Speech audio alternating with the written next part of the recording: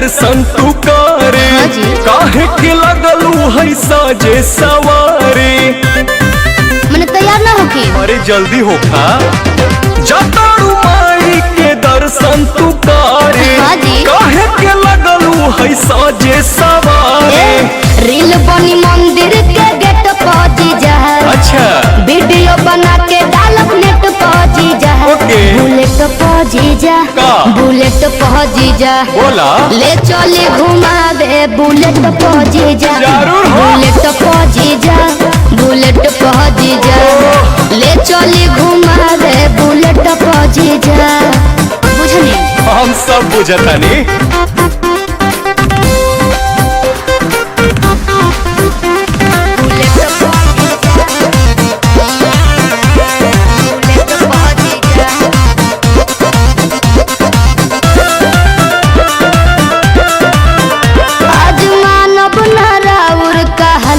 जीजा सूट पहन के तैयार बनी ललका जीजा। अच्छा ठीक बा। ए जीजा जी सुना जौन कहबू खाए के साली उ घर ही लिया दे हबो। डेरी मिल्क कहा चॉकलेट तू पैकेट खिया दे हबो। मालूम ना हम चॉकलेट पहुंची जा। चाउमीन चाट के प्लेट पहुंची जा। बुलेट पहुंची जा। बुलेट पहुंची जा। ले चले घुमावे बुलेट पहुंची जा। बुलेट पहुंची जा। बुलेट पहुंची जा।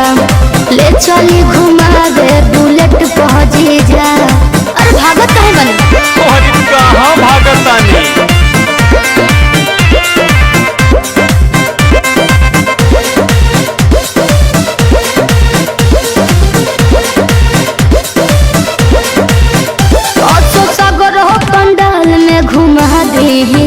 जीजा बिमल से सरधा पूरा दीजी।